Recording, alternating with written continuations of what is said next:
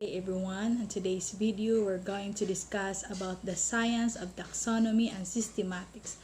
Of course, you might ask, what is taxonomy and systematics? What are the difference between taxonomy and systematics? Are they related to each other, or they are the same, or they are different? So, let's start with what is taxonomy. Some of us might think these two are the same, but they are totally different.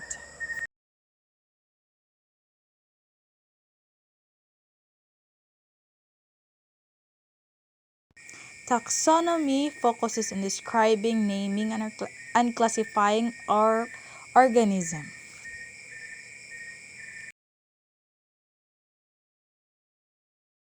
Of course, what taxonomists do, you can read it here. What is systematics? According to Mears, it is the study of the nature and origin of the natural population of living organisms, both present and past. Systematics, also for Wheeler, is the production of cladogram that link taxa to their observed variation. What biosystematists do? Of course, you can read it here. What biosystematists do? Taxonomy and systematics as a useful science. If we look at taxonomy and systematics in a usefulness utilitarian world, these are it is.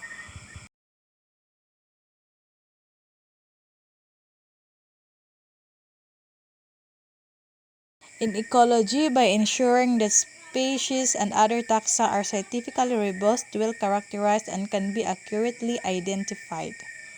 In genetics, by providing an evolutionary and taxonomic framework that allows an understanding of genetic diversity and evolution.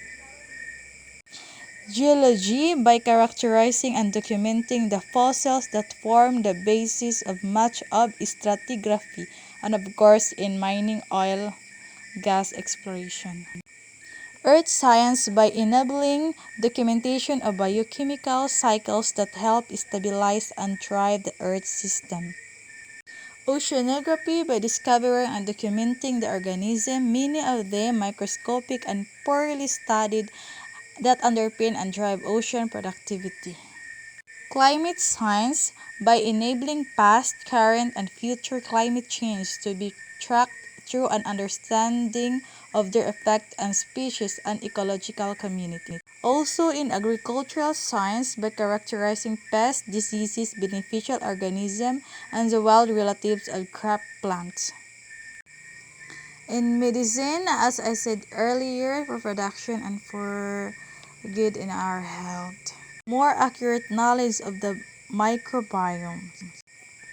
Environmental science, by discriminating species and supporting an understanding of life histories and management of natural resources and species stocks. And of course, last but not the least, conservation of science.